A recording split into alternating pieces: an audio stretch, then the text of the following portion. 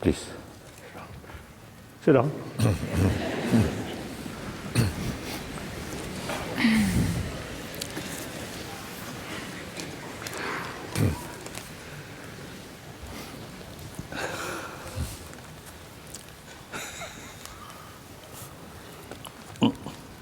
Your Holiness, welcome to Madison, Wisconsin. We're so happy that you're here.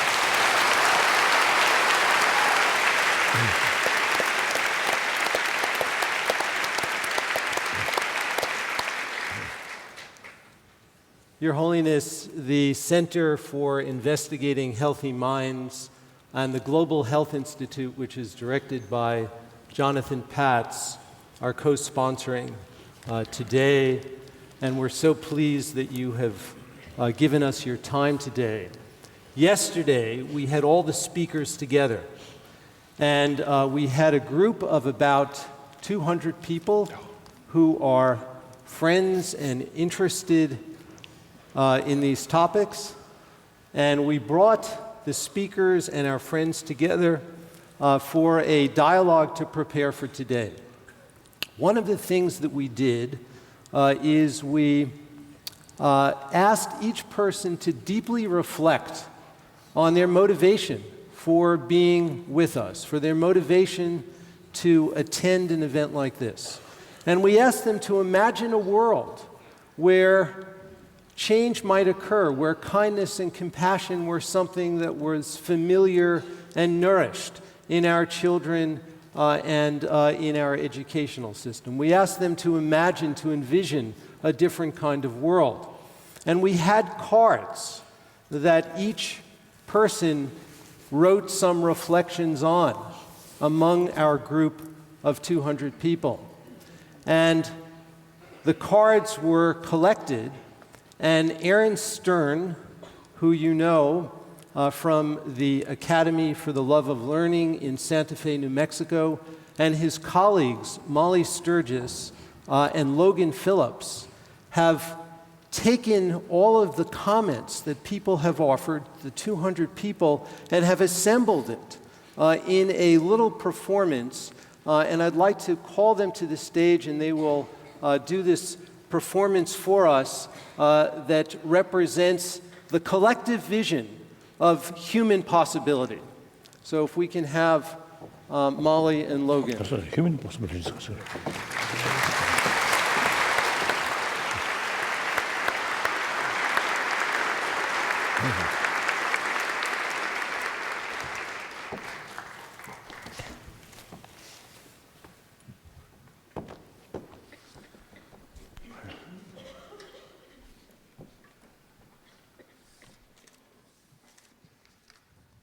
Hi, everyone.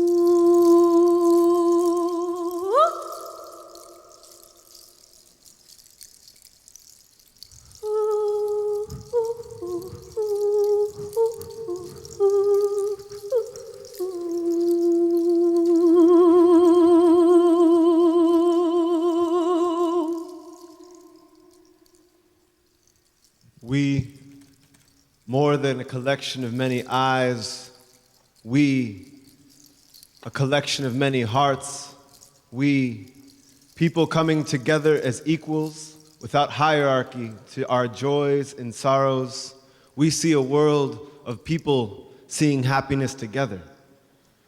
People who have so much compassion for all living beings in the fragile earth that they would never destroy each other. We are for a world where well-being is not a privilege, education and onward, a world warm, exciting, and loving and open, eyes meeting eyes, and hearts meeting hearts. Warm, connected, and joyous, compassionate, joyful, fun, and funny. We are busy across generations. This is going to take some time. Clear interconnection and compassion. We can care for ourselves and each other in the world. We are a calm and a content society. We come from a world where every child is taught compassion in school. We can care for ourselves. There is a true sense of global community. It is hopefully colorful. It is diverse. It is dynamic. It is warm. It is good. We see a world where people are not alone during birth, where people are not alone during illness, people are not alone at the end of their lives. We come from the sensation of light, faces shining, revealing a true beauty of the souls inside. We come from a world that's a whole lot more fun. Love prevails, and wisdom, and connection, and balance, and huge circles of people, and ideas synthesizing, opening with a joyous concern for others. We come from a world where self-sacrifice is viewed as self-fulfillment. Borders melt away under the sunshine of hearts. Humans stand back to let all creation be free and articulate. I am no longer afraid of you, and maybe you are no longer afraid of me. A child is no longer afraid to make eye contact. Maybe we feel safe in each other's eye contact. The feminine is respected, honored, equally valued, shared in power, balanced with the masculine. Our wounded hearts become tender hearts. Our tears of pain become the moisture for fields of flowers blooming in outrageous colors. It is good to be human, and it is beautiful to be alive. Vibrant, alive, generous, with a vivid beauty, vibrant systems alive. There is a green humming, there is a buzzing, a singing, a dancing, there is laughing and wiggling, replete with love and tenderness, safety and passionate enthusiasm, peaceful and interconnected, deep relief and calm, sweetness, kind, my hand in yours, soft and strong, grounded, honest and happy. Your eyes are bright. I can see myself in them. We're sharing these resonances, a hope that cannot be seen but known. We are a beautifully sung song, our minds settled like a snow globe. We are soaring.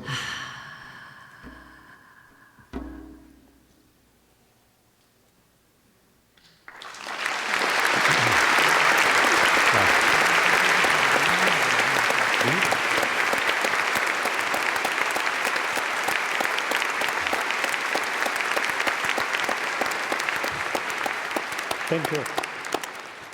Wonderful. Thank you. Thank you. Thank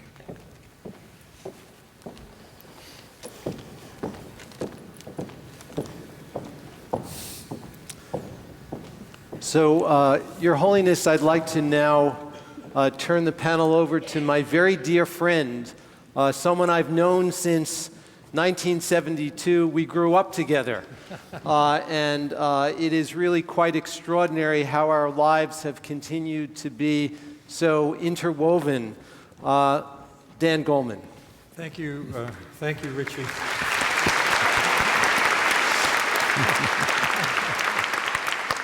And I hope they continue to interweave. It's really wonderful. Your Holiness, today the topic is well-being. And by well-being, we're talking about something beyond the absence of sickness. We're talking about being well in every sense, physically, mentally, emotionally, in our connections with each other, even the planet we live on. And we're going to hear from a number of notable experts on different ways in which we can flourish.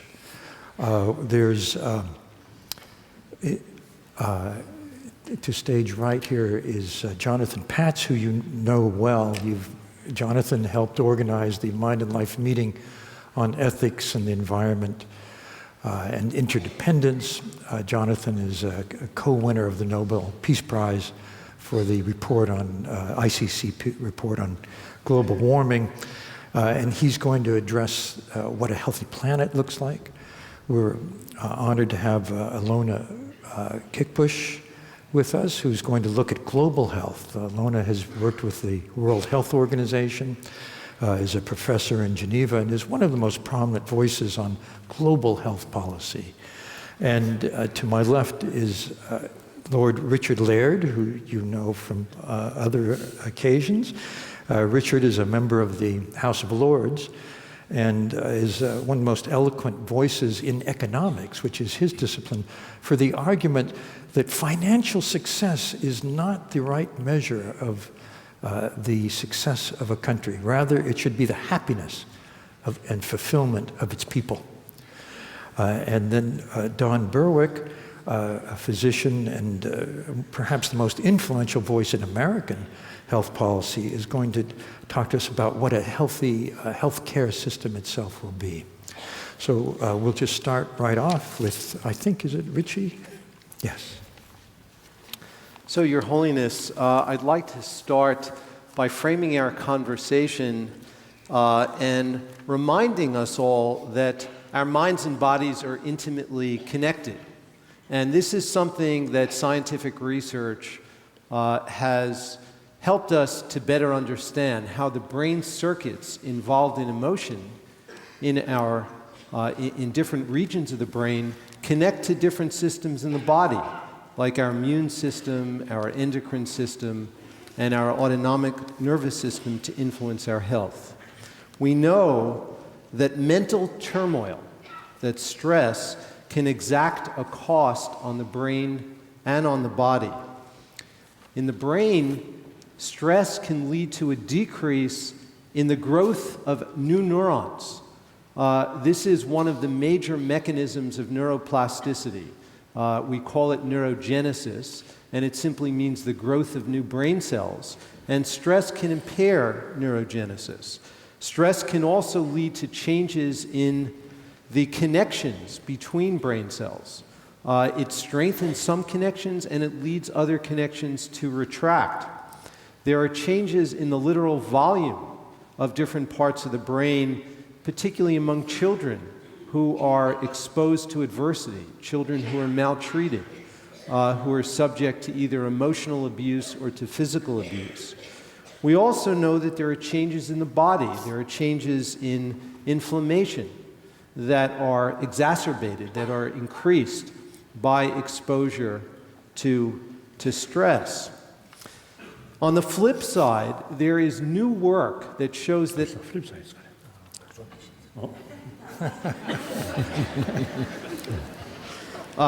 there's new work that shows that happiness and well-being are associated with improved health outcomes. And I'd like to give two examples. One is a study that was published from Britain very recently by a very prominent scientist in Britain. They studied about 4,000 individuals between the ages of 50 and 80 years. And they obtained measures of well-being, and then they followed these individuals for 5 years. And they controlled for many different factors when they studied them initially. They controlled for their current health, they controlled for their socioeconomic status, they controlled for health risk behavior like smoking and exercise. And then they looked at individuals who are very high in well-being and other individuals who are very low in well-being. And what they found is that across the 5 years, the death rate, mortality, among individuals who were in the bottom third of well-being was 7.3%.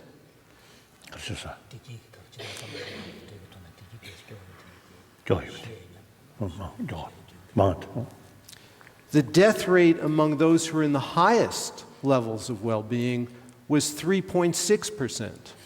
So there was a dramatic difference in mortality among those who differed in their well-being. So clearly well-being is not just a subjective feeling, it also seems to have important consequences for our physical well-being.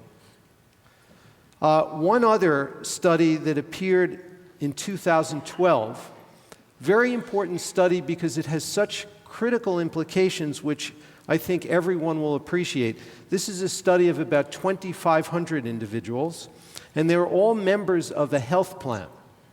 And the well-being of these individuals was examined, and then they were followed just for 1 year.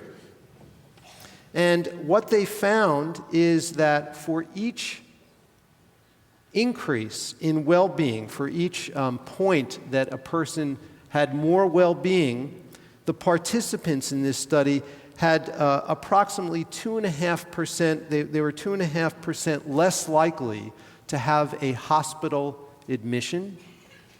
They were Yeah, the well-being is at the physical zone, mind.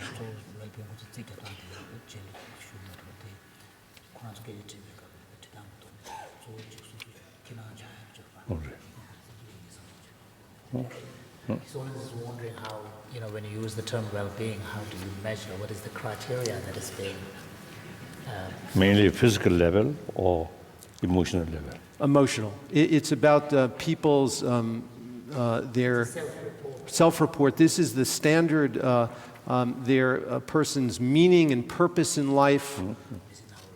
Yes.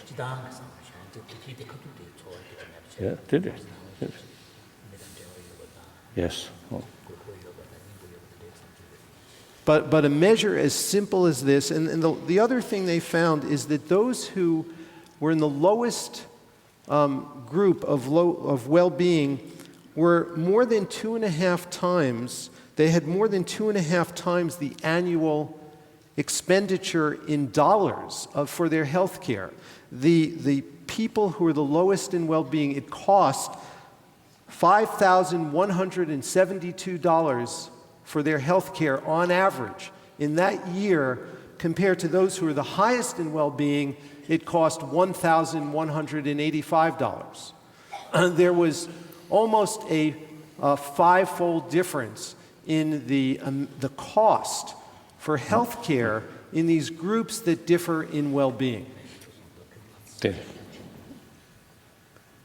So I think that this is something that is going to be very important in this conversation as we go forward. And one of the things that Your Holiness knows well, you've taught us so much about this, is how mental training can actually change the mind and the heart in ways that actually scientists have now found change our biology. They change the biology of the brain, and they change the biology in our bodies. And we can actually use these mental training methods to change the very mechanisms in the brain that are impacted by adversity.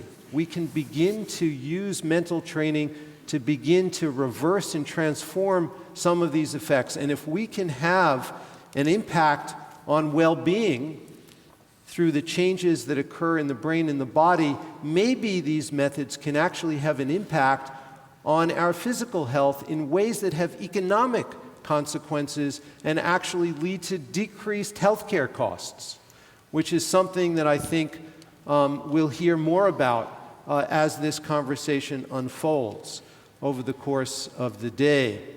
The other great insight in modern neuroscience has been that plasticity of the brain is greater early in life. We know that it's much easier for a child to learn a musical instrument or to learn a second language. And it's probably the case that it is also easier to nourish certain emotional skills. And so we and others are engaged in work to see if we can actually harness the plasticity of the brain early in life, where a small amount of intervention we think may have ripple effects over the course of a human life to improve development in ways that can have consequences not just for well-being, but also for our physical health. And I think this has very important implications for our global health. So I'd like to end here and maybe just ask Your Holiness to comment on this issue. We know that even small amounts of practice can make a difference, and recent research indicates that even just 15 minutes a day can make a difference. This is something that should be possible for a larger number of people to incorporate into their regular weekly routine. I wonder if Your Holiness has any advice or counsel or reflections about how we can sensitize people so that this can become more widespread and we can incorporate this in a more routine way in a typical person's life.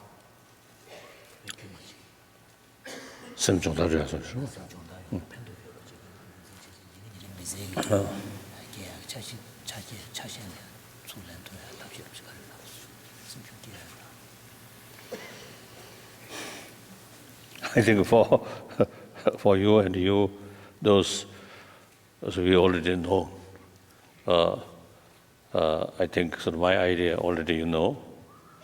But the audience, I think most of them I think knew. Yes. So no danger of repetition, right? Otherwise, you all knows now. I think when you ask me this question, I think you already knows answer.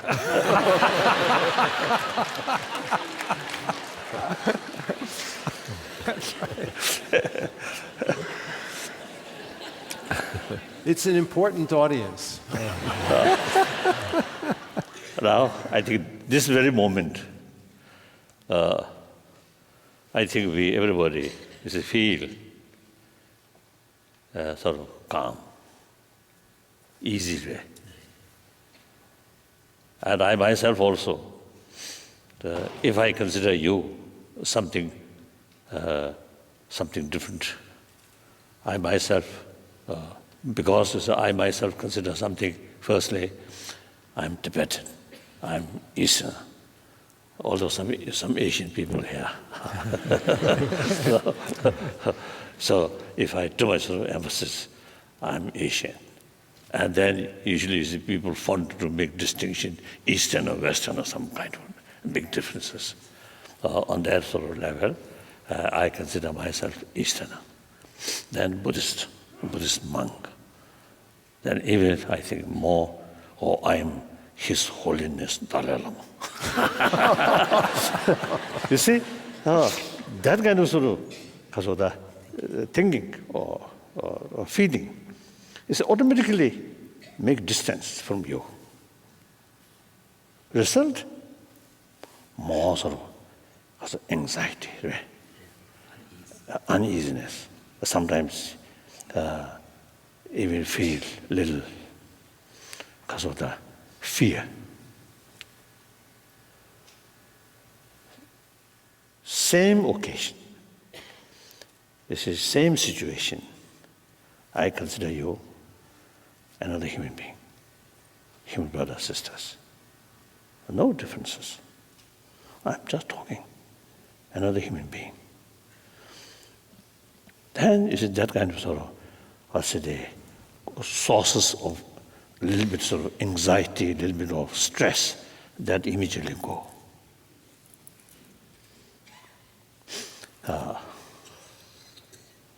If I come talk here, some kind of note, some prepared sort of nice speech, then sometimes you read that, sometimes it's difficult to see, then more nervous.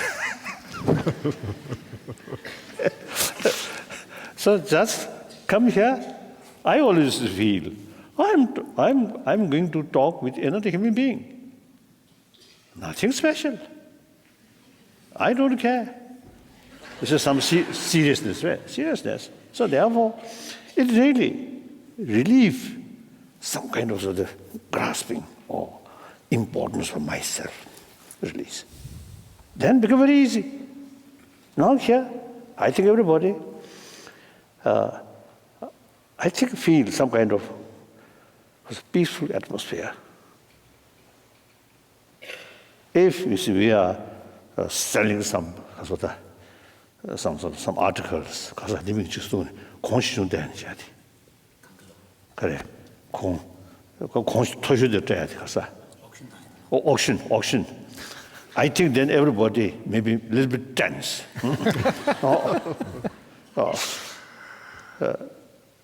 So, same room, same hall, same human being, but due to different mental attitude, mental state, you see, the person's feeling big differences, experience big differences.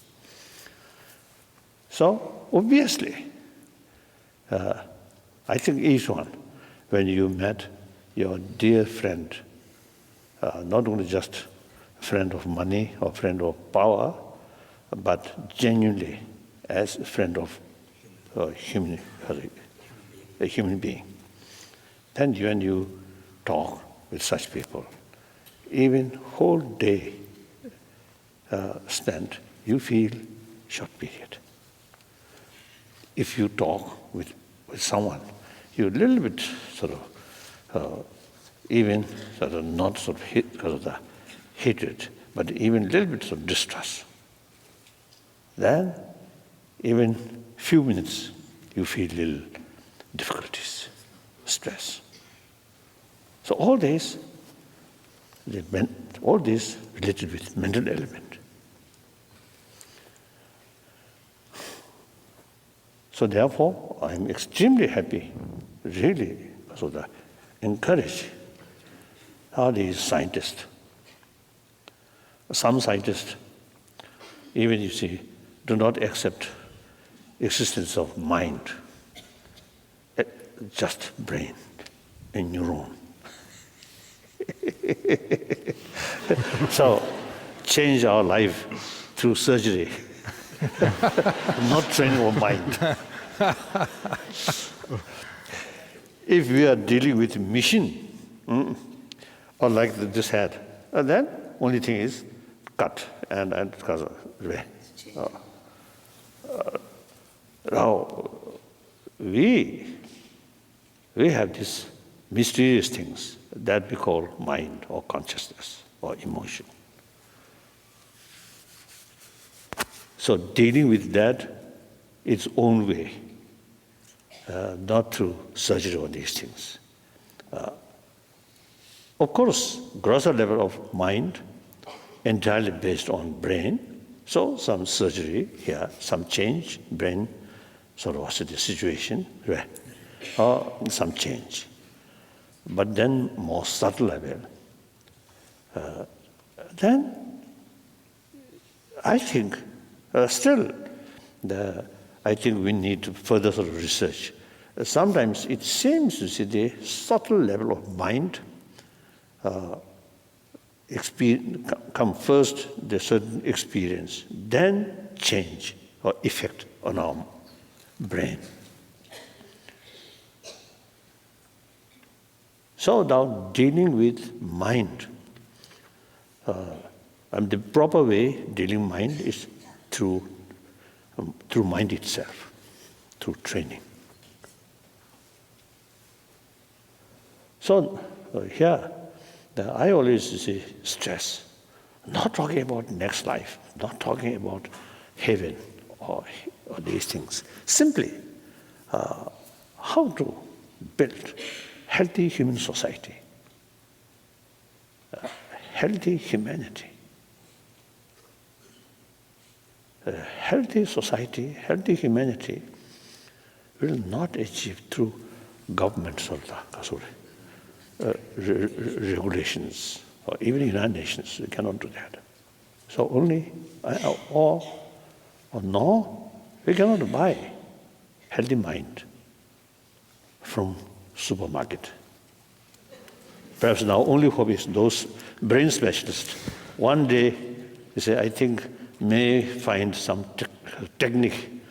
All those sort of, also emotion which create trouble, the part of the brain which come these emotions, remove.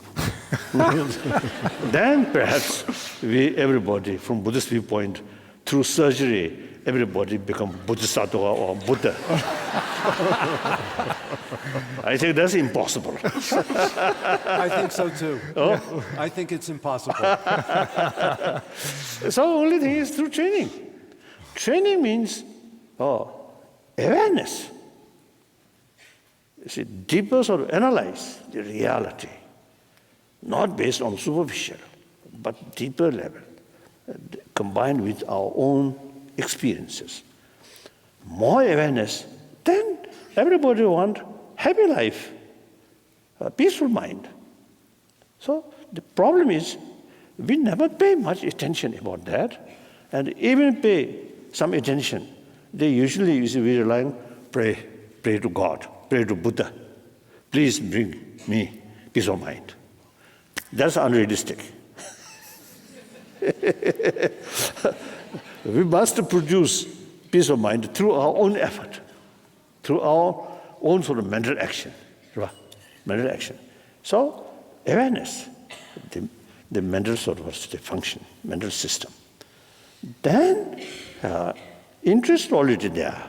The only thing is how to tackle these destructive emotion, and what is the method to increase these constructive emotion. Once we know that, then including our dream, you pay some attention. Neglect the sort of because of that method to transform our emotion. That's the way. Training of mind. So just education about mind and knowledge, the method, how to deal with these things. Then perhaps grosser level of emotion, very much related with this physical. So you see, taking care, physical also. Then combine, then healthy body, healthy mind. Then maybe, I think whether we achieve or not, I think it's really worthwhile. Make attempt. So then, this 21st century, this is just the beginning of that century.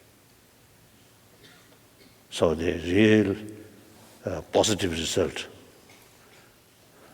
may I say so, I think we, speaker, I think may not see that.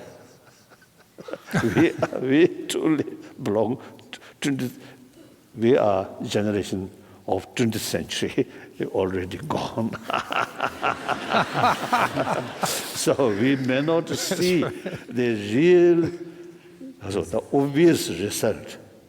But we must start work with full cooperation, the scientific research and health community. Then I think I always make distinction, Buddhist psychology and Buddhist religion, to separate.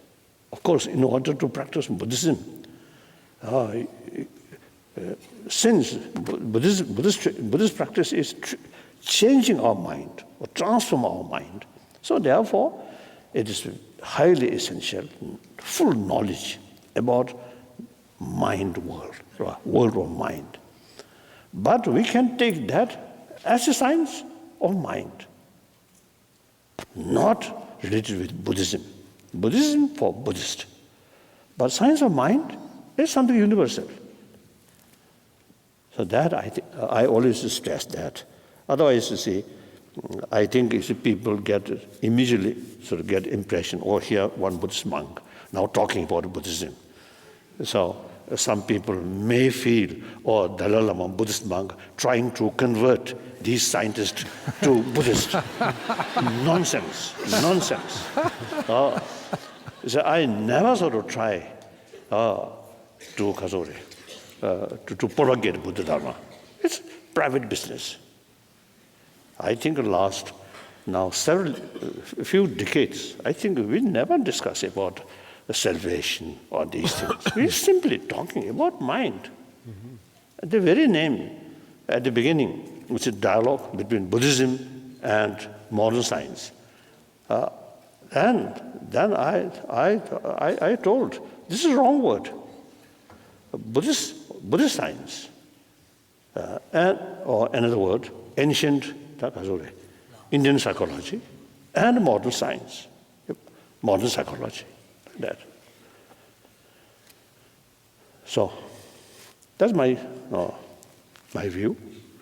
So I really very much sort of encourage now more and more people among the scientists really now their sort of interest really reach deeper, deeper, deeper. In order to know reality, we should not satisfy some knowledge about a superficial level. That's difficult. So we must carry further research, further research, further research. One generation carries research and reach certain level, and then next generation, I think should follow. So that's the way to get deeper understanding about reality. I think among the scientists in Western science, I think interest about mind or consciousness, these I think quite new. So should not think these are something, these ideas come from East, and that belongs to Eastern. You Westerner, no interest, Westerner only money. That's wrong. You also have emotion, a lot of emotion. I think sometimes your emotion is more raw way. Because there's no training of mind. Perhaps I think too bold to say that way.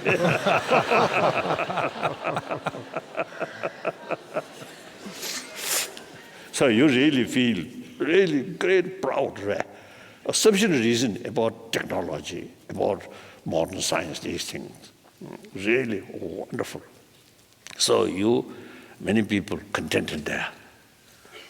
So talking about emotion, talking about mind, as something not much not much significance like that. I think that's wrong. Good? Thank Too you. long? Thank you. Your Holiness, thank you so much. We're going to go to a different level now. We've been talking about the mind and the brain and well-being at the individual level. Jonathan is going to address the idea of a healthy planet. Your Holiness, it's a sincere honor to be with you again. And I'd like to update you on our last conversation. When we were in India together, I was talking about global climate change. And I have some bad news for you.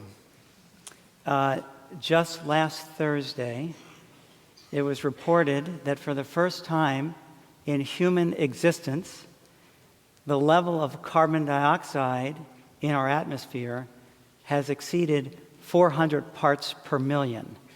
Now, 50 years ago, we were at 320 parts per million, and scientists are very worried, those of us that are studying the impacts of global climate change, are very worried once we get above 450 parts per million that many people think is the dangerous level. Carbon dioxide, is the most abundant gas. May I ask? Yes. Dangerous level means the more illness, more difficult life, or eventually a human being will diminish? Well, that's an excellent question. I have given several lectures where the title is Global Climate Change, Our Demise or Our Salvation. And I'll explain that, why. Yes. The survival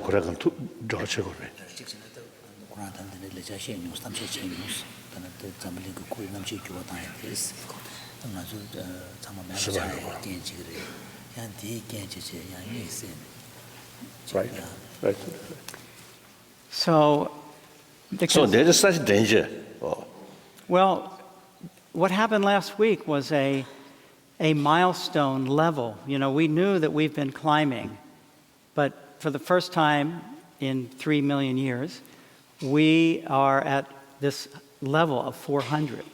And we can... 3 million years, isn't it? Losomdong.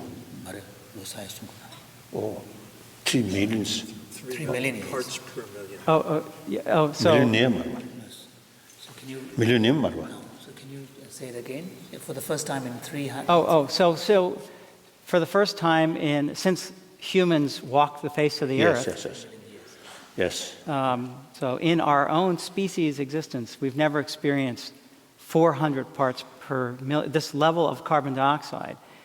And so we've come up from 320 to now 400, and the worry is above 450, where we're certainly heading that way right now, especially considering that we burn fossil fuels for energy, and we globally emit 2 million pounds of carbon dioxide every second.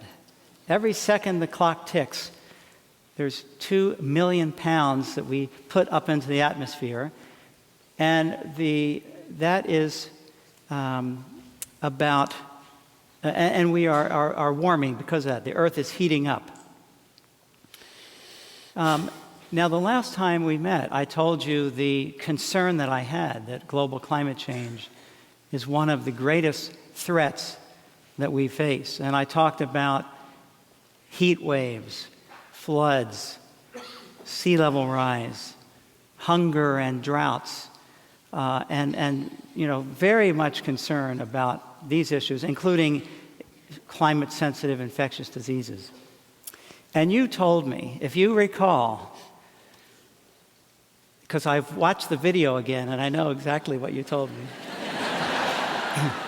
through your interpreter, Jimpa, that you said that if you have the knowledge that this pollution is dangerous, has a dangerous effect from burning fossil fuels, then there's an ethical responsibility to act, is what you told me.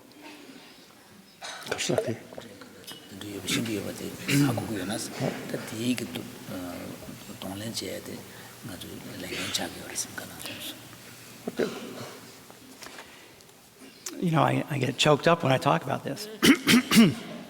Now, this is a very large challenge. But I personally believe that in confronting climate change,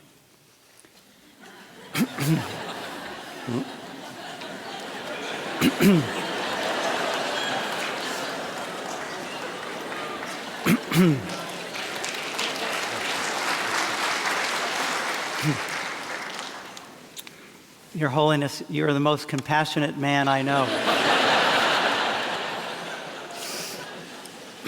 No. Selfish. Someone was saying that there is a self-interest involved, because if you can't speak well, then we won't be able to benefit from what you have to say.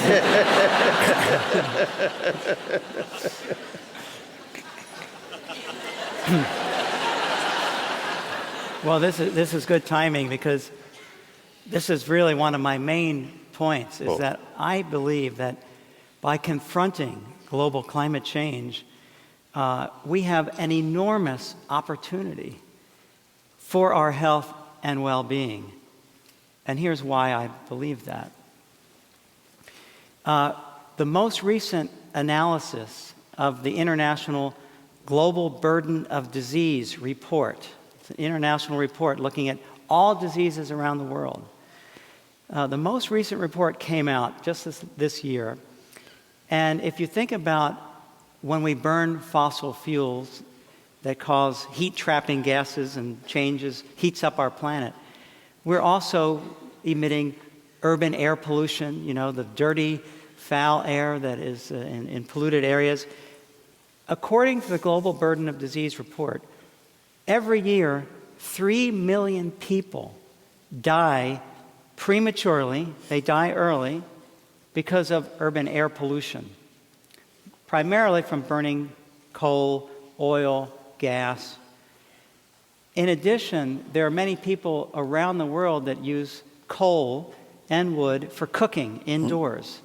And so the added effect from breathing that dirty air, that's another 3.5 million people.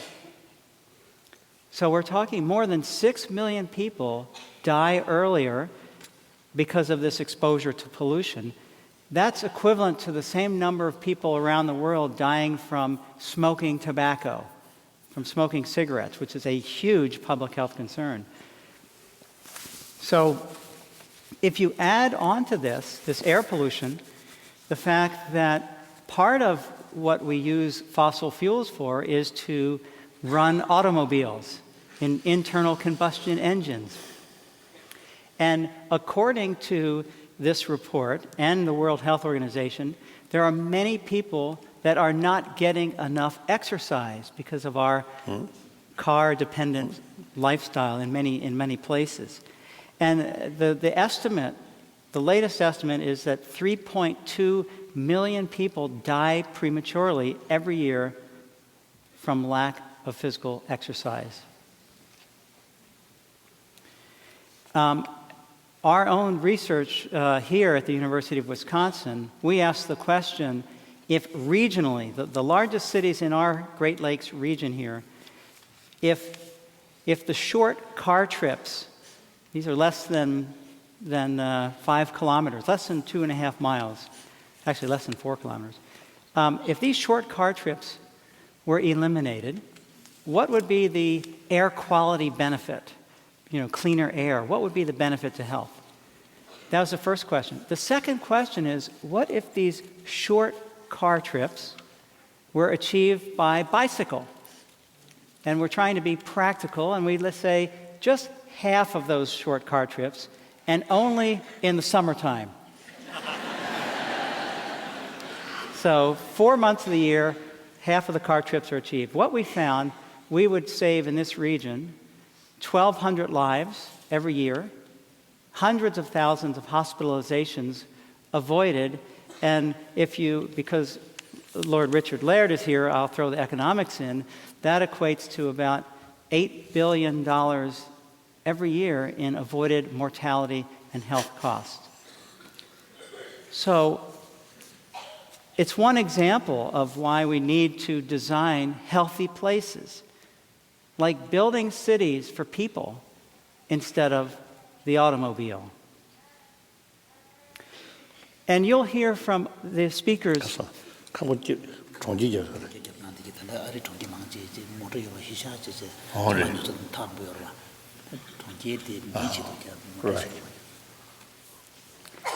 You'll hear from the speakers following me more about how our health depends on all sectors of society and the environment.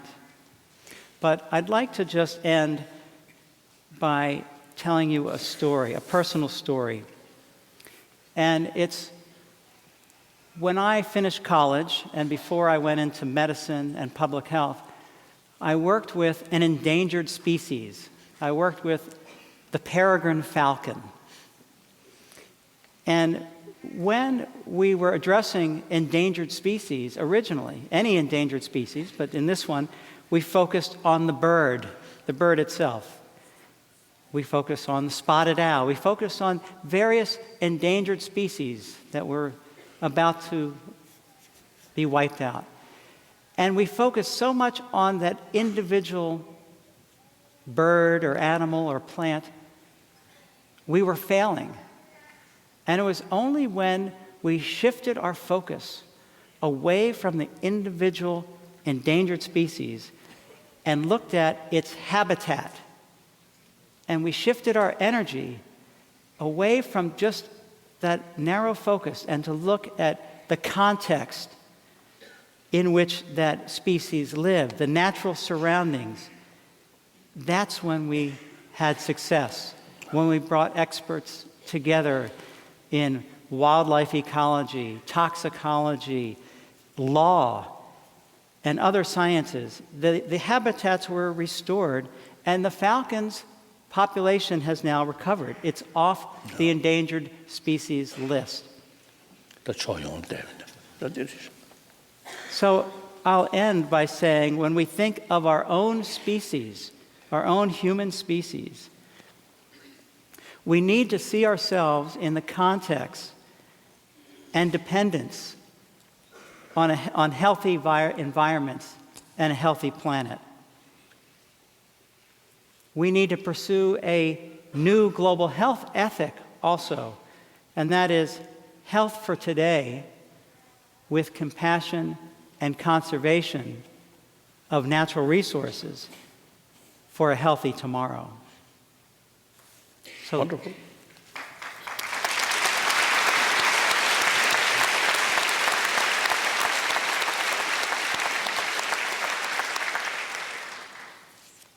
So I have a question for you.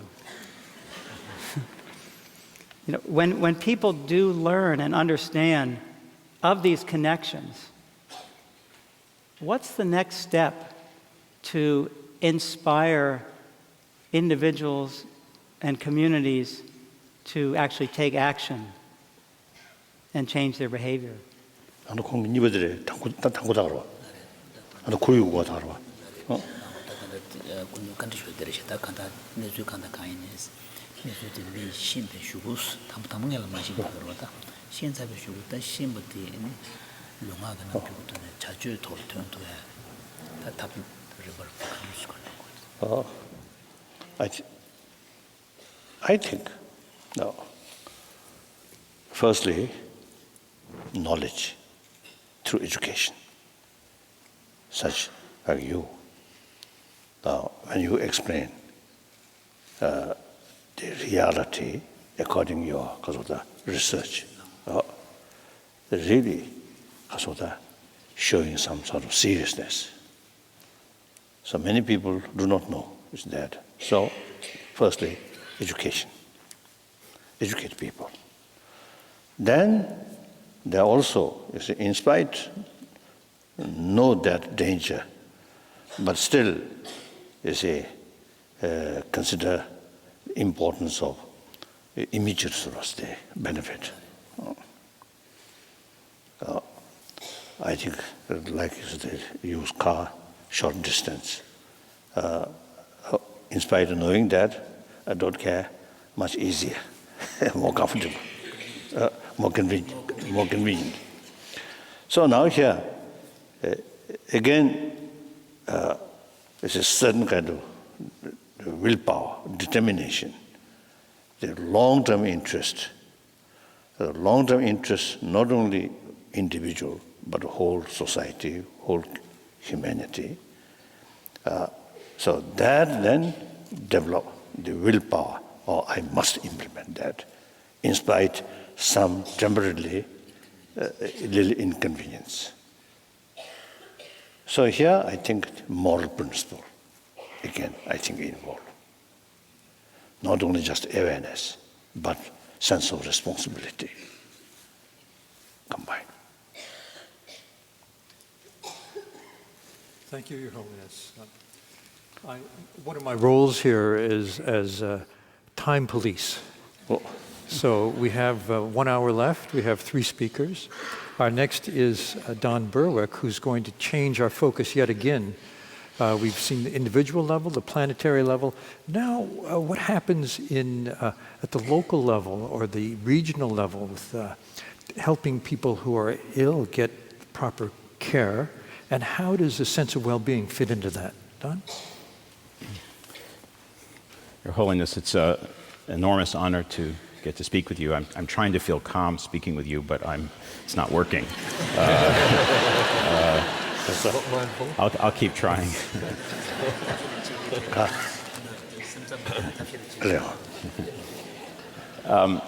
I'm going to, in the end, ask you about fear.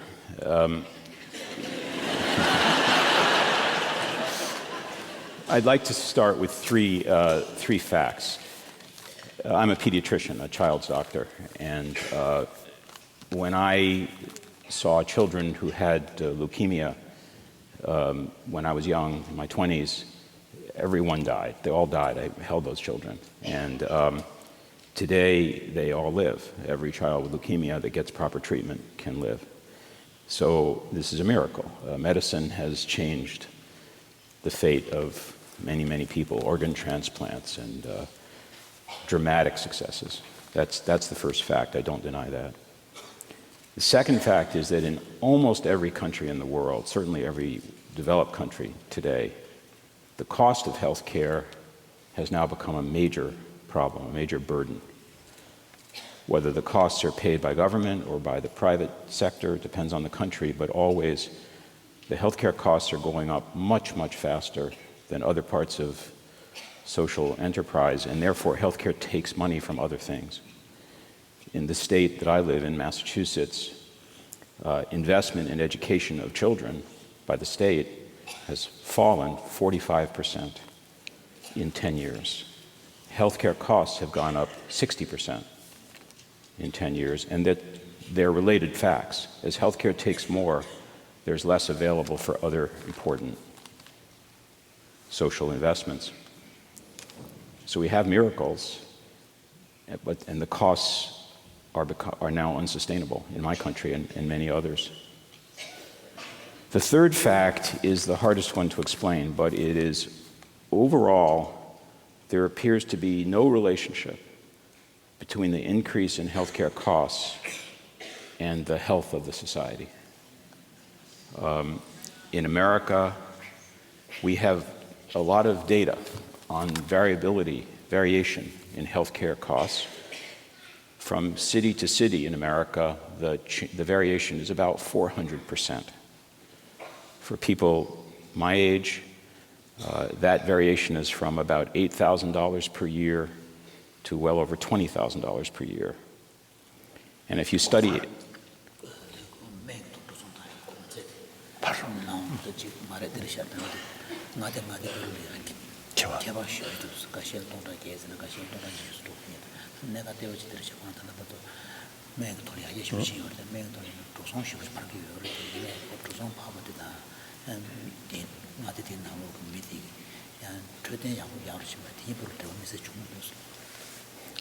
it may seem remarkable, but if you ask the question, is there a relationship between the amount of money being spent and the health of the population, even the satisfaction of the doctors, and the amount of money being spent? The answer is there is a relationship, but it is a negative relationship. The best health is in the areas spending the least amount of money, and the worst health, the worst quality, the worst care is in the places spending the most amount of money. So what is the reason? What is the reason? Easy. The reason is that we built healthcare in the wrong place. We built a system which treats disease with technologies, which can work miracles, but we kept building the technologies even when they stopped bringing the miracles. And where we really need the investment in behavioral health, mental health care, in chronic disease care.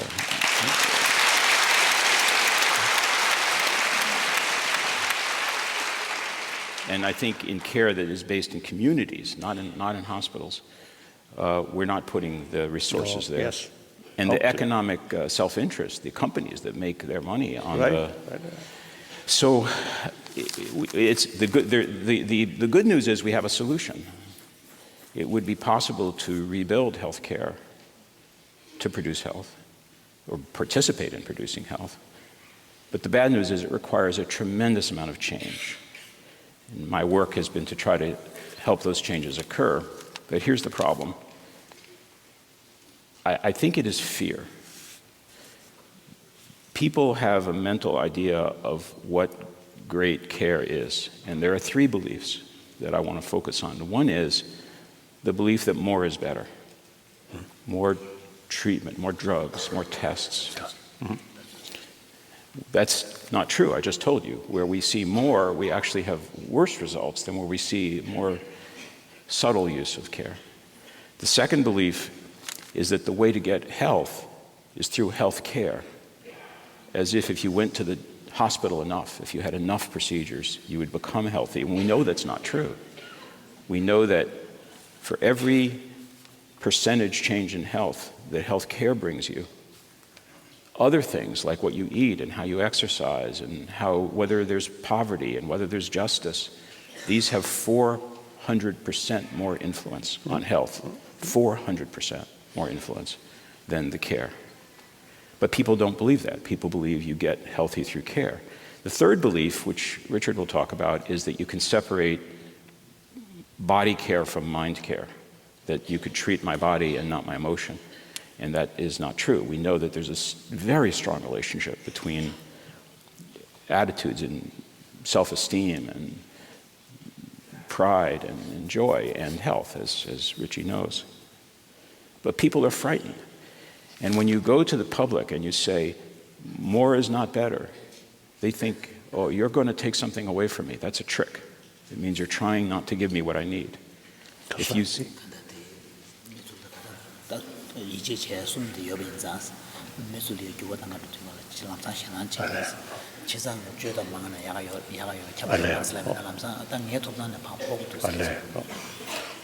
you say you can't find health through health care, it has to do with justice and the environment and your own behavior. People say, well, you're shifting responsibility to me. You know, you're trying to. It's a trick. If you say the mind and the body are connected, people say, well, you're blaming me. I didn't make my disease. We need a way to communicate with the public in order to change a system that is taking money and health from other very, very important social sectors. And I am searching for ideas about how to overcome the fear and talk to people in a way that they don't think it's a trick, that they understand you are on their side.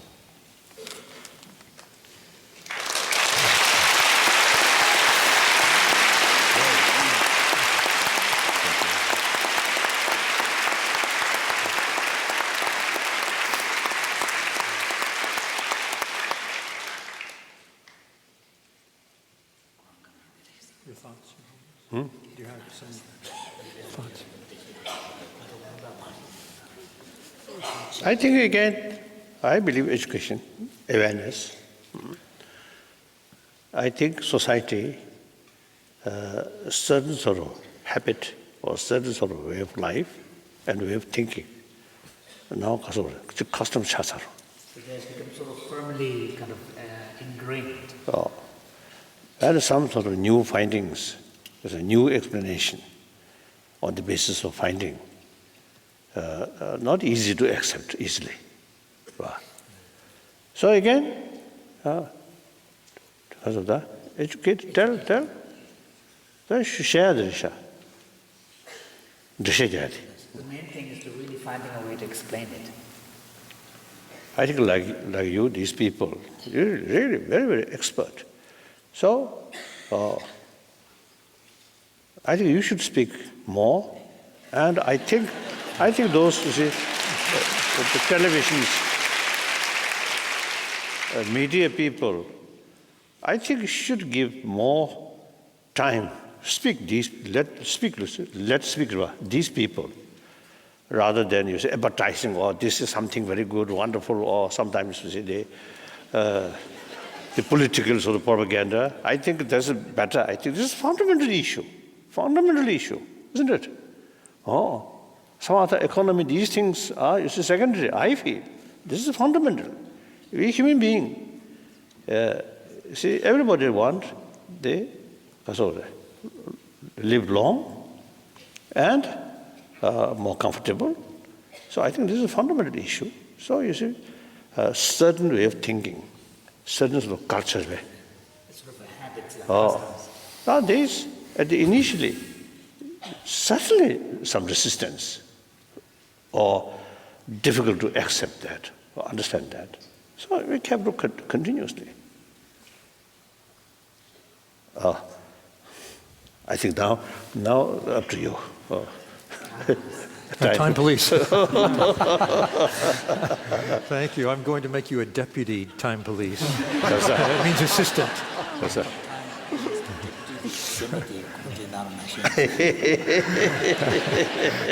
Thank you, Your Holiness. We're actually doing very well, but again, we're going to shift our focus from the healthcare system, from the planet, from the individual, to global health. Ilona Kickbush has been dealing with this problem for quite a while and has very good insights. Please, Ilona. Thank you very much. I'm very pleased, Your Holiness, to be able to speak with you. But before I even speak about my issue, I must say I'm happy, or perhaps I'm not happy, to be the only woman on this panel.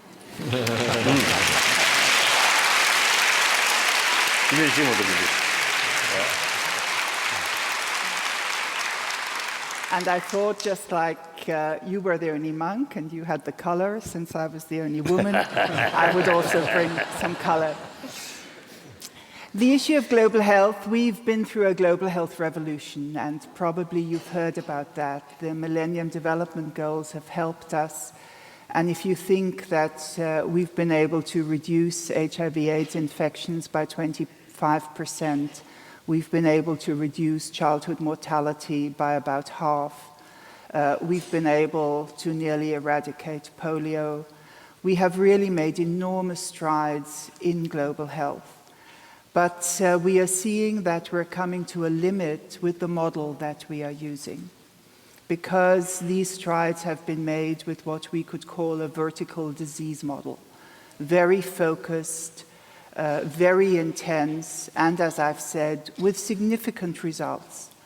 But if we want to move further in global health, we are finding we need to rediscover what some of us see as our guiding light, and that is the health definition of the World Health Organization, saying clearly that health is more than the absence of disease, that it is physical, mental, and social health. And as you know, Your Holiness, many people are also arguing that that definition should include spiritual health. When we discussed that in the executive board of the WHO, to get a change in the constitution, some countries said no, that was not possible, because the other three types of health we can measure, but spiritual health we cannot measure. But what I'm trying to get at is that we are trying in the global health arena to say... May I ask one thing? Spiritual health, spiritual condition. So when you had the discussion and there was this objection that the spiritual health should not be a factor because it cannot be measured, what kind of spiritual health? I mean, what was the way in which spirituality was understood there? Now here, let me sort of say, the reality, I think there are two levels of spirituality. One spirituality with belief, with faith, religious faith. Yeah. Another spirituality is certain concept or certain moral principle, certain values. That also sometimes is described spirituality, but without connected with faith. Yeah. That was the focus of the WHO discussions. And I think probably today, as we've discussed the other days, it's a terminology that is now being called mindfulness or other types. It was not a religious debate in the WHO. It was to say there are dimensions of our being.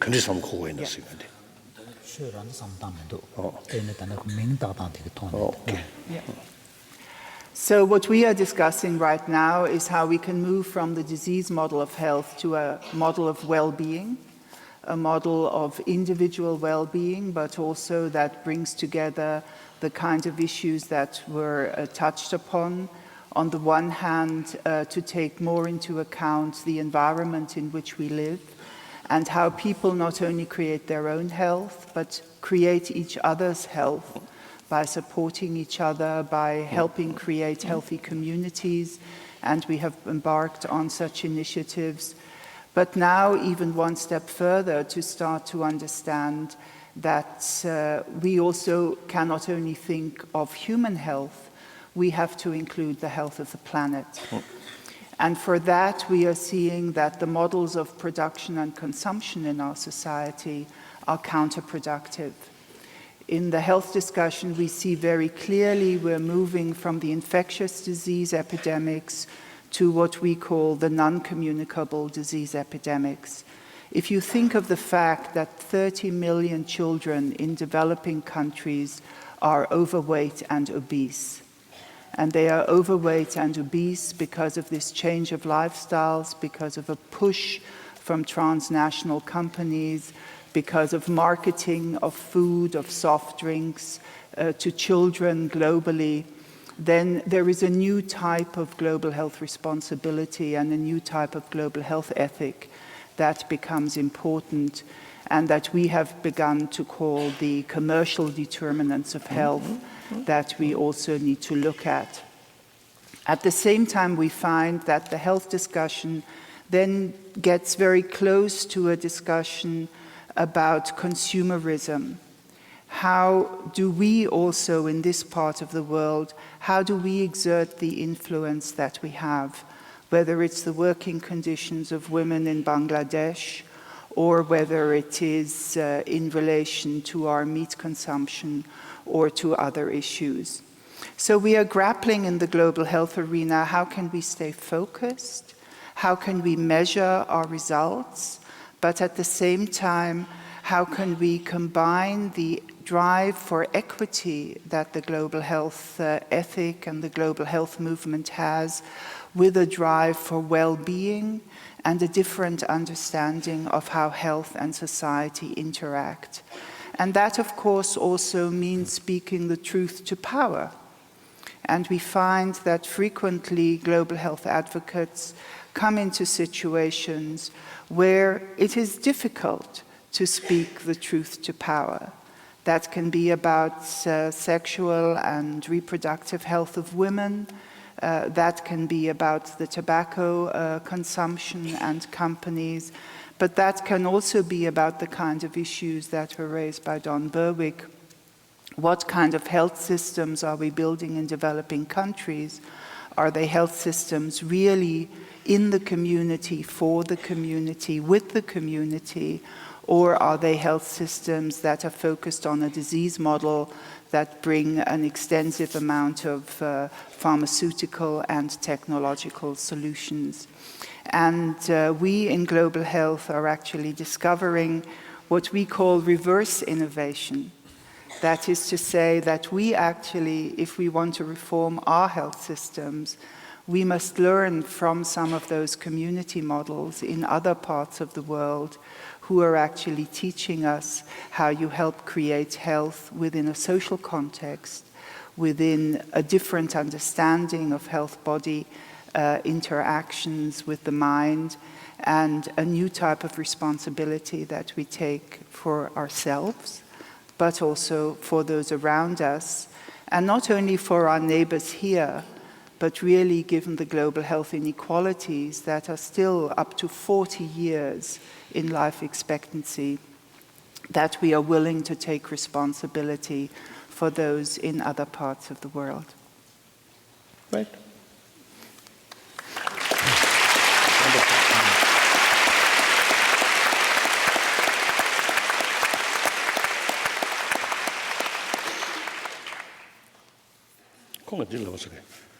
지구 overweight. The developing countries are not the problem, overweight. In the developed country also this is that problem. I think many people and children, the younger generation, overweight. So why is the specific mention of the developing countries having this rise in obesity among children? Isn't that the case in the developed countries as well? Well, I notice many young people is overweight, very strong body. Yeah. Well, actually, the highest rate of obesity in children is in the United States of America. That is one thing. The second thing is that the highest rate of obesity is with children living in poverty in the United States of America. And the reason we draw attention to obesity in the developing countries is because many people think non-communicable disease are only a problem here. And we're actually starting to see that as we are successful in global health in fighting infectious disease, that the non-communicable diseases, due to the changes in the living environment and the consumerism, are leading to new health problems.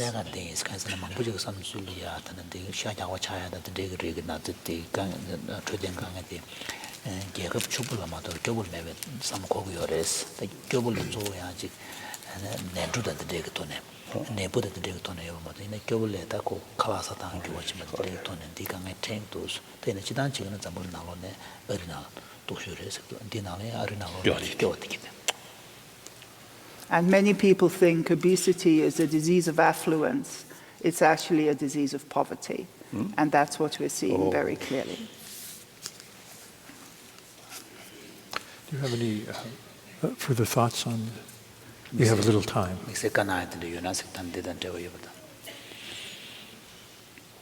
I don't know. No, no, nothing.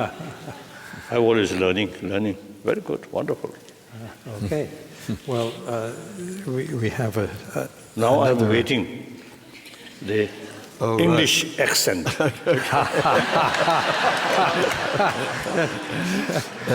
Sounds better, doesn't it? It's Richard Laird, please.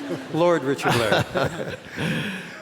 I was so excited when I had Richard's invitation to meet with you again, because you remember last time when we met in Zurich, I was telling you about a movement that we planned to launch called Action for Happiness. And I was explaining that the first thing we ask members to do is to pledge to lead their lives so as to produce more happiness in the world and less misery. And at that point, your hand went up, and you said, "Can I be the first member?" And I have a proof. Like Jonathan, I have the photograph. So you are our first member. But the next thing we had to do was to appoint a director. And we had some very interesting applicants. And one of them had gone into the World Wide Web to see if there was any other organization that actually had this word, happiness, in its title. And this was the answer that came back on his computer.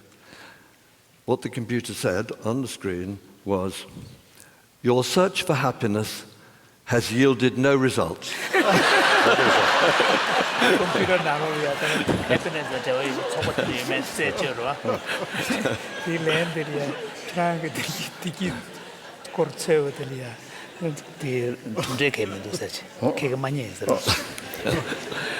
But anyway, you will be pleased to know that our movement was launched, that it now has 30,000 members who are trying to live in the way that you have taught us through the basic principles of secular morality. So we are on our way, but we are a very tiny ripple, I think, in what I see as a great tide sweeping the world of people who are demanding that we should judge our society not by how rich it is, but how contented people are in their lives, not by our wealth, but by our well-being.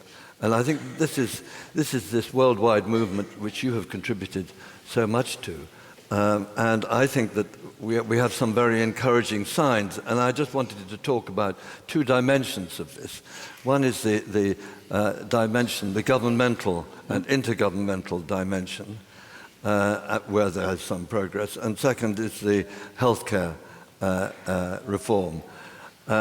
So if we look at governments, we already have some governments that have adopted well-being as the objective of the government. Of course, we have Bhutan, but we actually also have Britain. This is now the official objective of the government.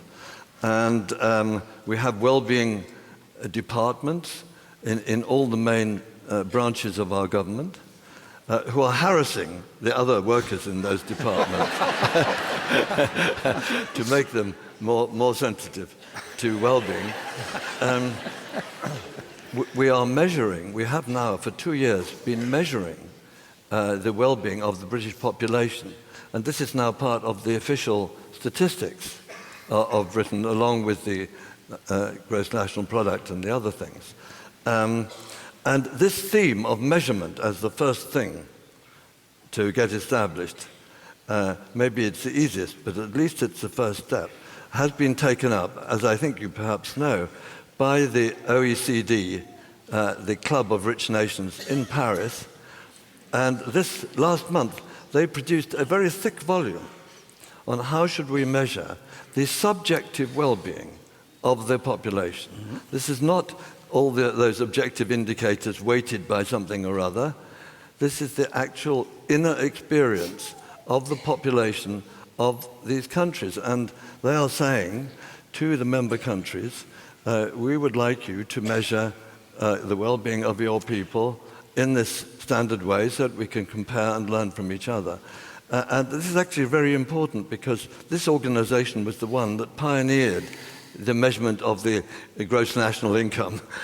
So that if that was 60 years ago, if they now are pushing the subjective well-being, this is a major revolution. It's a major revolution in the direction of our world culture.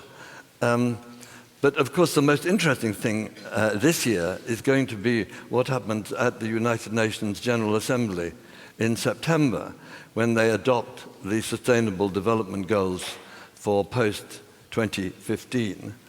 And there is a lot of pressure to get them to adopt well-being, at least as one of the objectives. We're really hoping that in some way or other, this will come into the statement of these goals. And that would, of course, be a real turn of the tide at the world level, which I think we're now ready for. But of course, if you say our aim is higher well-being for the population, we then have to know what causes well-being. And just summarize what we know about what explains who is miserable and who is happy in a given society. We can explain about a third of the distribution, the variation of well-being across the population by things we know about people. And what are the factors which constitute that?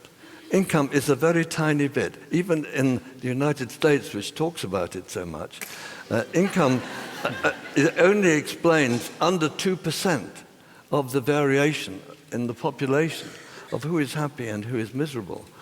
The main factors are on the externals of our lives, the human relationships that we have. Actually, in every country in the world, the family relationship is the most important relationship. But also, of course, if you have work, if you want it, that gives you a relationship, and the quality of the relationships at work, and also, of course, the quality of the relationships in your community. Those are the externals. The internals are mainly your health, but above all, it's very interesting that in these analyses where you say, how do we explain who are the most miserable people in the country? Mental health explains more of the misery, in rich countries anyway, than physical health does. There's variation in both, but the variation in mental health is the biggest single explanatory factor, much more than income, as I said, more than employment, which has been the subject I've worked on most of my life and is an important subject. But these are very small factors compared with mental health. And mental health, as I mentioned, explains more of the misery than physical illness. And yet, healthcare systems have a very tiny fraction. No country practically spends even 10% of its health budget on mental health.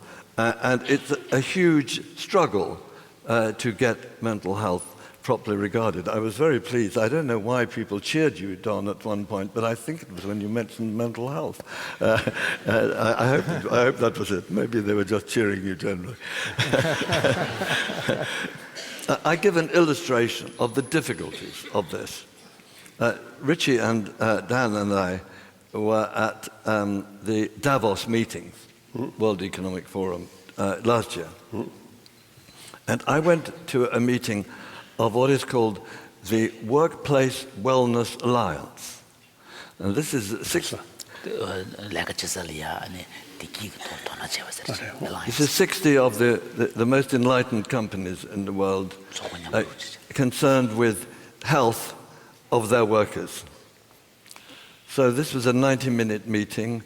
We had 10 minutes on cardiovascular, another 10 minutes cancer, 10 minutes diabetes, 10 minutes lung problems, and the time had disappeared.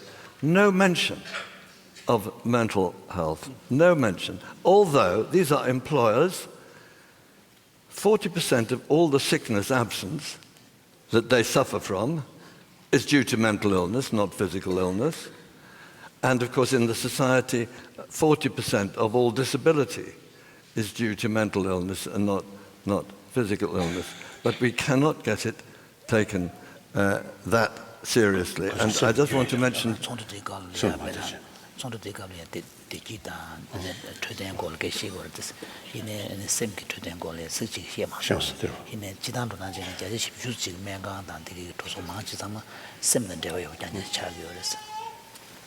I would just like to mention two shocking facts. If you have a physical illness, say you have diabetes, at least 90% of people will be in treatment. If you have a mental illness like depression or chronic anxiety disorder, social phobia, post-traumatic stress, etc., it will only be 1/3 of those people who are receiving any treatment. So it's a complete discrimination against mental illness in our healthcare systems. Even though we have good treatments now, good evidence-based treatments, not only drug treatments sometimes, but also increasingly the evidence-based psychological treatments, well-trialed, thousands of trials, 50% recovery rates, good effects on likelihood of relapse. These are available to be provided, but they're not being provided in the scale at all which is needed. So we don't have enough well-trained psychological therapists available out there, so primary care physicians have no one to refer their patients to, so they just write the prescription for the drug. And many people don't want the drug, so they don't even go to the physician. But there is just this huge demand for psychological therapy, which is not being met. Insurance companies ration how many sessions you can have. They would never ration how many sessions you can have for physical illness, but they ration it for mental illness. Somehow or other, it is not taken in the same seriousness as other things. But I just wanted to report one glimmer of hope from my own country. We took your well-being argument, that well-being is the criterion. And as I say, this is now an argument that is respectable in Britain. We took this argument. We also took the evidence of the huge cost of mental illness. The cost to the employer, I mentioned, but also, of course, the cost to the government. They have to pay all the welfare benefits for disabled people. Took these two arguments to the government, and we said we need to provide a completely new service of psychological therapy based on these evidence-based treatments, which are closely related to the ideas of mindfulness, as you know. This was agreed about 5 years ago now. We're now in the 5th year of building up a national psychological therapy service. We treated last year 500,000 people in a country of 50 million. It's not so bad. We've got a very, very long way to go. But I think that this is a little glimmer. Still very difficult to get the people interested in the body to also be interested in the mind. Even though, of course, for the probably a majority of people with chronic physical conditions, there is a mental problem which is also making the physical condition worse. So somehow or other, I would like to suggest that certainly in the rich countries, the main issue facing healthcare systems is how to have an infusion of psychological treatment and psychological awareness and appropriate psychological aspects considered not just by the mental health specialists, but also by the physical specialists. I think it's a very big battle, and we find every time there's any excuse for pushing it under this carpet or some other carpet, that's where it goes. If there's any shortage of money, cut. Psychological therapy, well, it's easy to cut. We don't cut heart surgery, we cut psychological therapy. So I would like to suggest that somehow or other, the real challenge for the health profession is to recognize that mental illness is the biggest cause of misery, and please treat it equally. And surely the simplest principle is that there should be, the treatment for mental illness should be as available as the treatment for physical illness.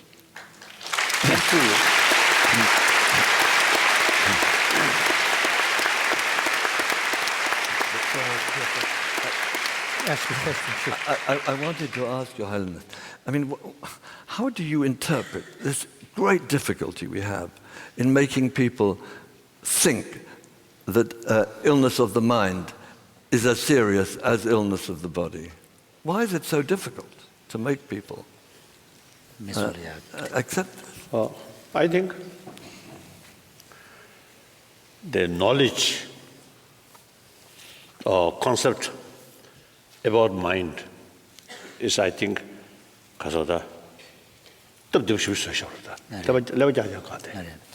Part of the problem probably has to do with people have a very simplistic view of what mind is.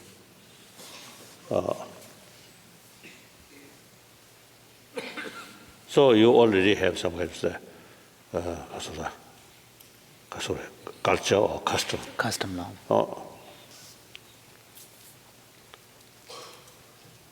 So actually, I usually used to call the brain very sophisticated, complex. Very complex. And equally, mind and emotion also very, very sophisticated. Very complex now. Very complex. So I think the very concept, there's some problem, mental level, can treat through dealing with brain. I think that may be the fundamentals of the So maybe there is something like lacking in the very kind of fundamental stance with relation to mental issues, because you assume that by simply fixing at the physical level, things can get fixed. So that, I think, is related with culture. I think, furthermore, perhaps the Judeo-Christian tradition, Judeo-Christian religious tradition, you see the emphasis, faith. Not my sort of talking, not my sort of discussion about, you see, how to train our mind with fuller picture of world of emotion, world of mind. Whereas I think India, those traditions which include practice of single-pointed mind and the cultivation of insight. Both not simply prayer or faith, but some kind of training of mind. So in order to carry this training, you have to have sufficient knowledge, some understanding about mind itself or emotions. So as I mentioned before, I think these, the topic or the explanation about these emotions of mind, I think should treat as a sort of separate A category. key category, not linked with religious sort of tradition or faith.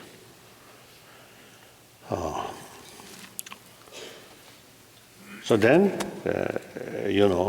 these days I used to describe, I express, we take the physical health seriously, so hygiene of physical is something common.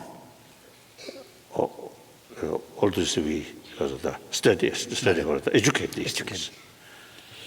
Then, similarly, we should have hygiene of emotion. So, in order to carry that, we should have more the wider knowledge about world of emotion, world of mind. So I think we through education. Now again I may repeat the in order to carry secular ethics. Now I would like to ask you, I think you are the I think according to Oxford dictionary, the secular really some meaning of real negative towards religion or not? The word secular. I wouldn't say it's necessarily anti-religion, but it's a-religious, non-religious, is what secular means.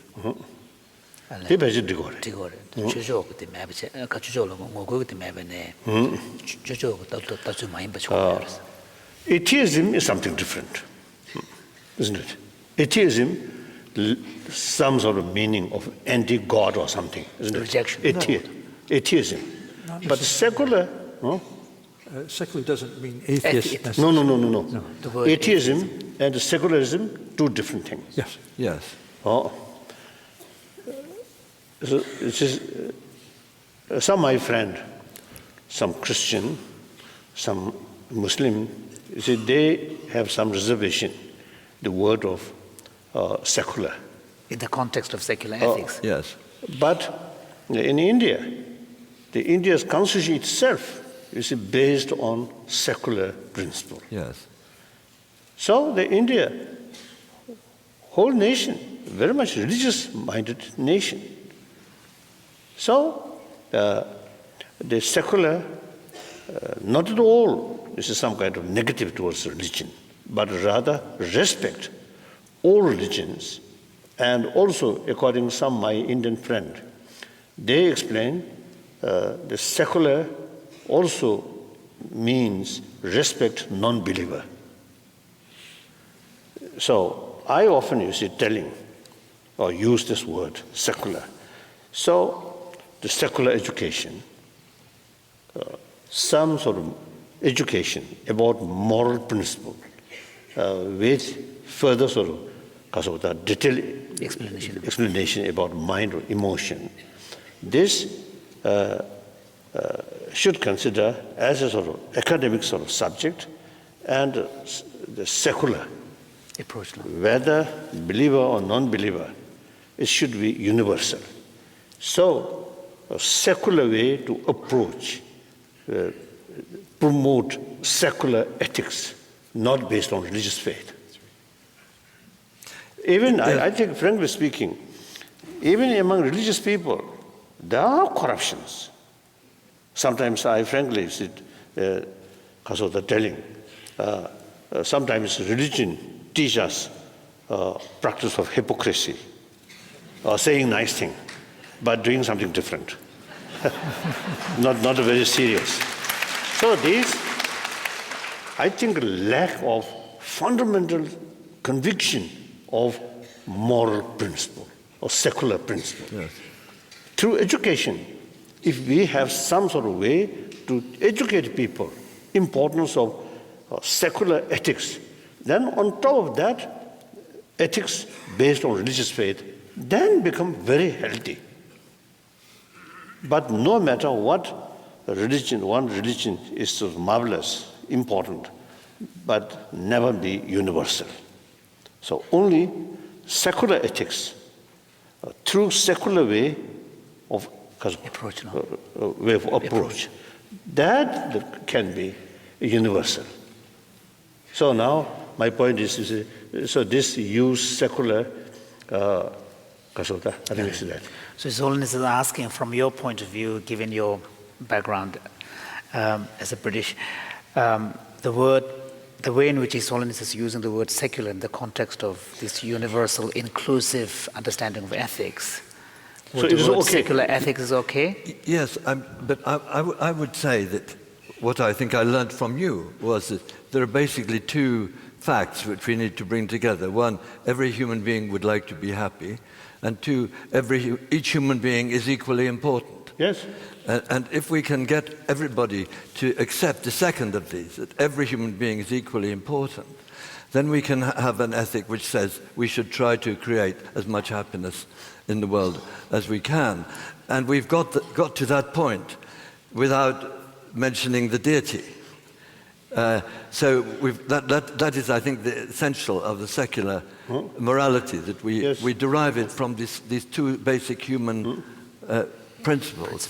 And if we can internalize that strongly enough in people, then we can have a good society, even if not everybody is believing that God is instructing them to do these things.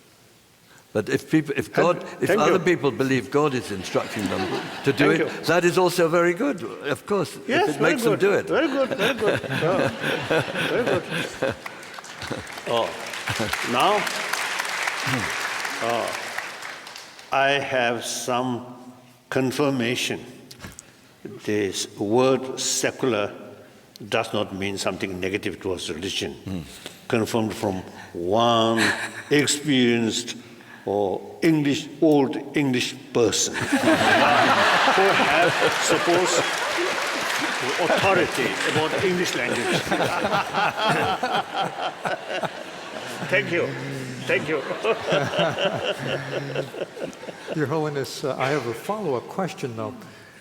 You're saying that if children were taught an ethical sense early on, it would help much. But Richard and others have been talking about a kind of distress that goes beyond perhaps what an ethical sense can fix, because mental illness, of course, is destructive emotions that don't stop.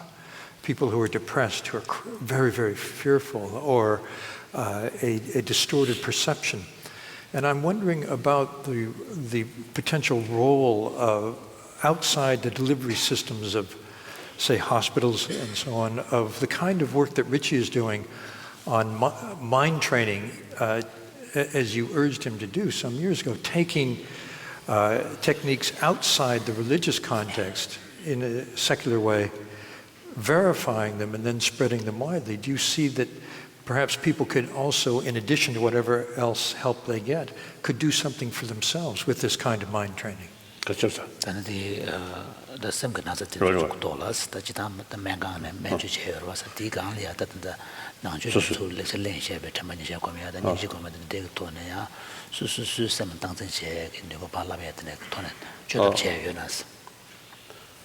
Well, I think certainly.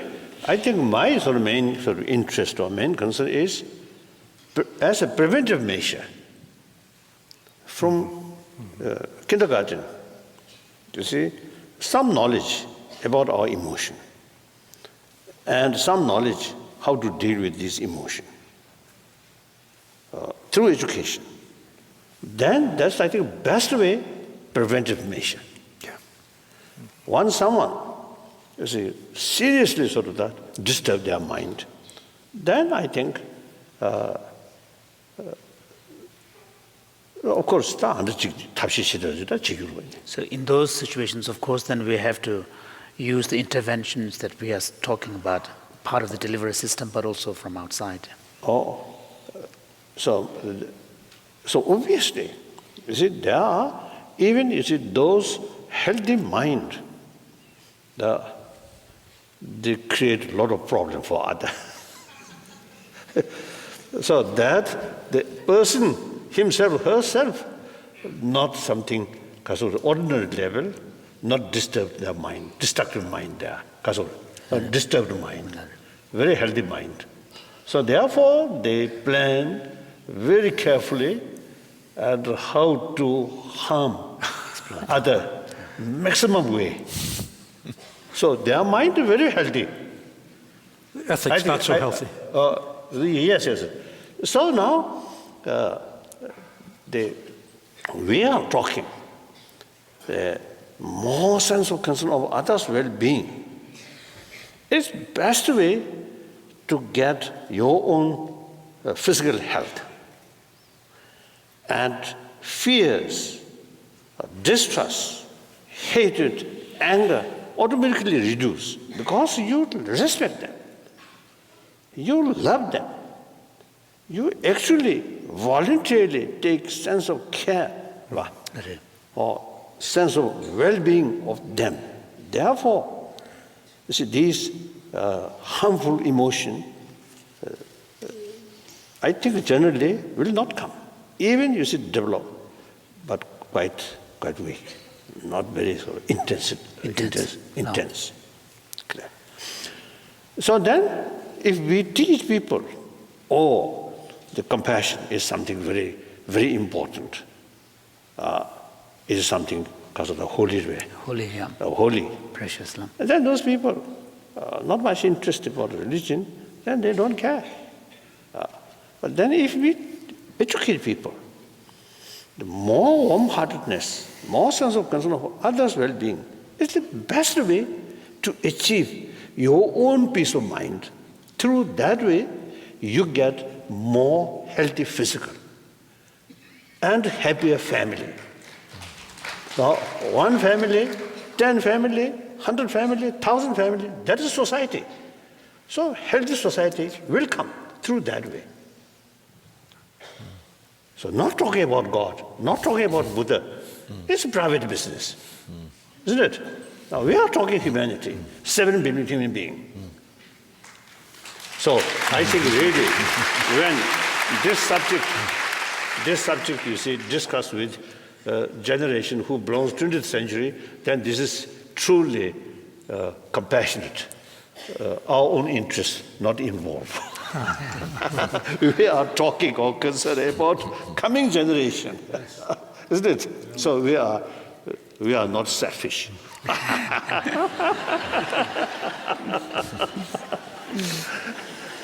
So that's why, in order to reach 7 billion human beings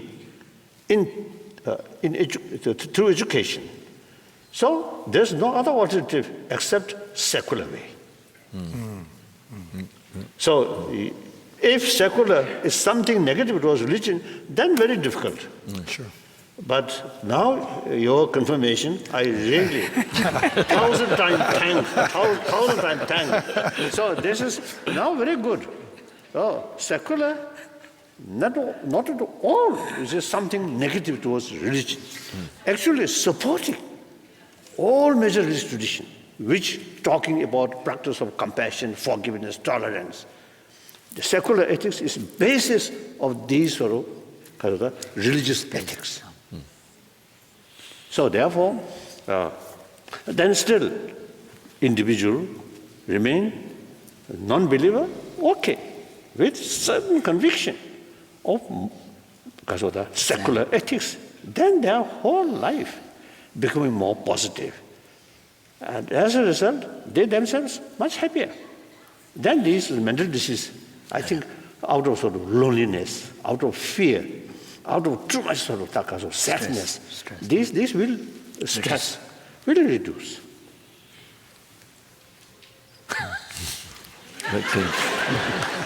So it is sort of quality So His Holiness is asking you, Lord Laird, with all of this, do you think His Holiness is qualified enough to be your member of this action group? Definitely.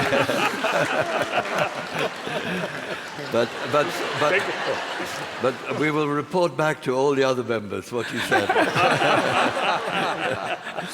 Thank you. I think we've reached on a wonderful note the end of our session for the morning. I want to thank each one of the panelists, and I want to thank you, Your Holiness, for your wisdom.